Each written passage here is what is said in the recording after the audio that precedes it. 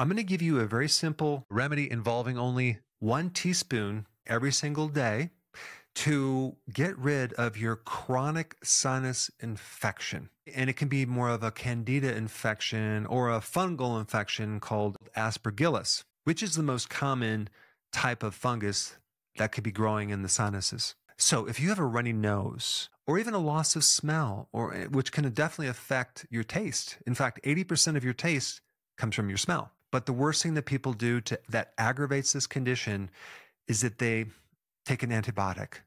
An antibiotic only kills bacteria. And when you get rid of the bacteria, you actually cause an overgrowth of this fungus. So maybe it started out to be some type of bacterial infection, but now it's switched to a fungal infection that is very difficult to kill with the typical antibiotic. And so people keep getting antibiotics over and over as this problem gets worse and worse. They take the antihistamines. They take these corticosteroids, which get rid of inflammation, but it makes it worse. It kind of invades the back of the eustachian tube into the inner ear, and now they have inner ear infections. And then there's 2 types of fungus. There's an invasive fungus, and there's a non-invasive fungus.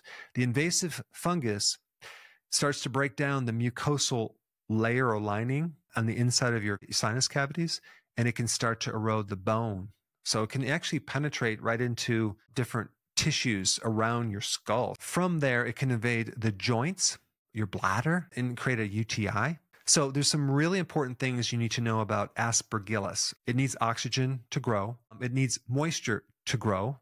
And it will definitely grow more if your immune system is compromised. So if you're a diabetic, if you have HIV, it can really kind of come out and kick you when you're down. And also you can actually reproduce this aspergillus and make it grow in a little petri dish if you feed it sugar or starch. And this is why you see this fungus growing on like bread and potatoes, rice, things like that, because it lives on sugar and starches, which means that you probably need to change your diet.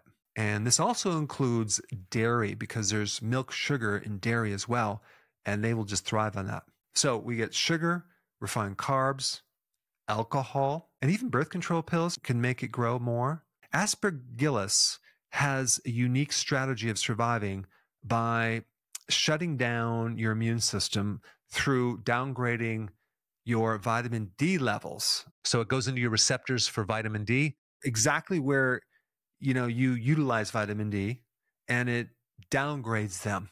Very sneaky, to the point where you can't get enough vitamin D. And apparently it knows that vitamin D is essential for your immune system. And if you can't get enough vitamin D, you don't have a good immune system. The most important thing to know is that you need to take a lot of vitamin D. Okay, 30,000 IUs. Make sure you're also taking 300 micrograms of vitamin K2 just to kind of keep the calcium normalized in your blood, because vitamin K2 offsets the spike in calcium from the vitamin D. What would be the key remedy to get rid of this fungal systemic problem? Number 1, garlic oil. Okay, garlic oil greatly inhibits fungus, yeast, and mold, not to mention bacteria as well. You're just going to take 5 drops of garlic oil in a teaspoon. You want to also get some oregano oil. Okay, that's another powerful antifungal, anti-candida, anti-yeast. Okay, 5 drops of oregano oil. Then make up the difference with coconut oil. Coconut oil has both lauric acid and caprylic acid.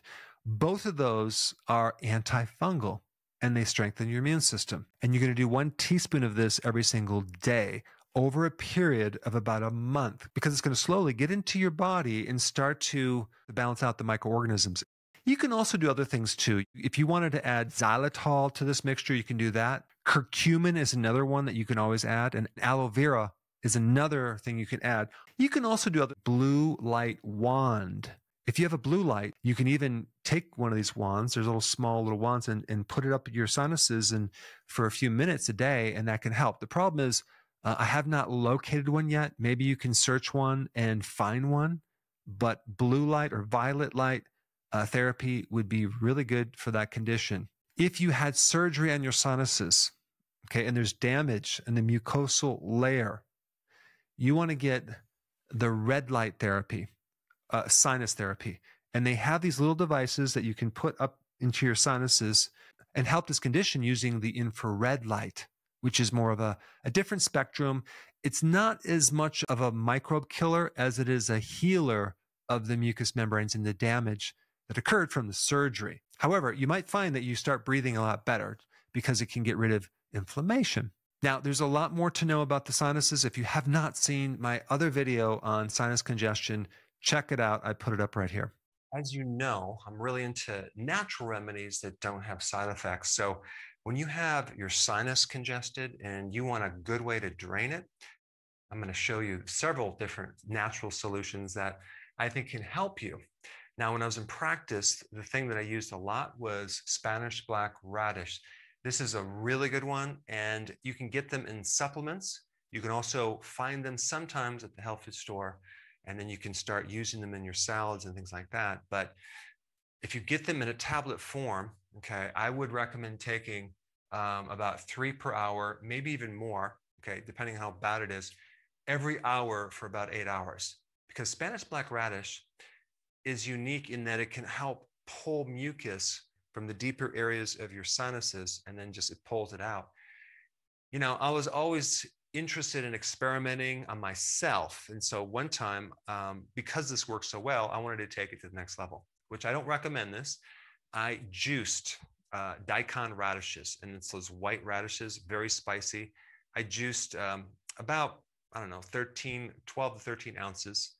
And I plugged my nose and I slugged it down. And then as I realized what was happening, burning all the way through from one end to the other, I think that was a big mistake because that was just an overload. But I will say, I had clear sinuses for about 2 or 3 weeks. Another good remedy would be black seed oil. Black seed oil as a remedy is very antimicrobial. Most sinus infections are viral, not bacterial. There is a bacterial component, but they're either viral or fungal, especially if they're chronic. Like all year round, you have this sinus congestion, in which black seed oil is a really good remedy. It's not just antibacterial, it's antifungal, as well as antiviral, okay? And you'd want to take this on a regular basis. And so whatever it says as far as the dosage, I would triple it, okay? You get that in your body, and so the microbes just can't keep surviving. So these two remedies handle more on a systemic level, okay? Now, topically, okay? So kimchi is a very unique fermented food that has a lot of benefits for sinus infections, because in most sinus infections, the person is lacking a certain microbe, which happens to be in kimchi. So this is why when someone has a sinus infection and they get an antibiotic and they get no change, or they get a worse situation, it's because they're killing off the friendly bacteria. So we don't just have a pathogen in our sinuses. We have a lot of friendly bacteria that you have to sometimes put back in and not neglect, because that's what's protecting us. You may have an overgrowth of yeast or fungus because you don't have enough of the good guys. So the way that you apply kimchi is you buy some kimchi, and so then you take some of the juice out of it, just a little bit, okay, on your fingertip, and you apply that to the inside of your nose about, I'd say, no more than 1/4 of an inch inside each nostril, okay? You don't want to put it all the way up there. You just want to put it on the inner part, and the microbes will start to climb up and go up into your sinuses. So it does take a few days, but that's the way to apply this. It's a really good remedy for sinus. Some people can buy it in a powder and they apply it, or some people buy it as supplements. But if you buy a really good quality kimchi and you can use that, keep it in the fridge. Make sure you seal it tightly, because the microbes, if it's leaking air, for example, they won't last as long. So kimchi is a good remedy. All right, number 4, a good nasal rinse with saline solution. You can get a kit, even at the drugstore, with the saline solution. But here is the secret. You're going to add colloidal silver to this solution. And I recommend kind of dumping out some of the saline solution and replacing it with the mixture of 1/4 of a teaspoon to 1/2 of a cup of water. Okay, so as far as the amount of colloidal silver, we're not doing 1/2 a cup, we're just doing 1/4 of a teaspoon, and you can just measure that out. And then mix that into the saline solution. Now, why colloidal silver? Colloidal silver is hands down one of the best antiviral, antifungal remedies that I know of. It's great for ear problems, which can then clear out a blocked eustachian tube. It's great for so many things, especially for kids, but it's really good for sinus problems. And then if you also add, the kimchi with that, because this kills microbes. It's not going to kill the good guys though. So that's cool. So this nasal rinse, make sure it's at room temperature. Make sure it's not too hot or too cold. You want to tilt your head down and to the side like this. So you're going to be spraying it to one nostril. It's going to drain out the lower nostril.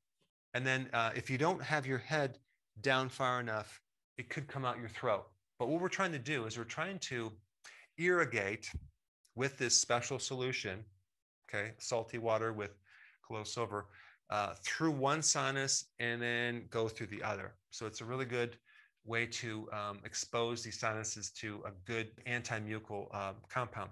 So really, I would do this a few times a day for several days until you resolve this problem. Now, one last point I want to make about sinus problems, especially if it's fungal. Chances are your diet has too many carbs. These microbes, the fungus, the candida, live on a high-carb diet. So unless you change that, you may get relief, but it might come back. If you have not seen this video on candida, which is a type of fungus, in relationship to sugar, I put that up right here. Check it out.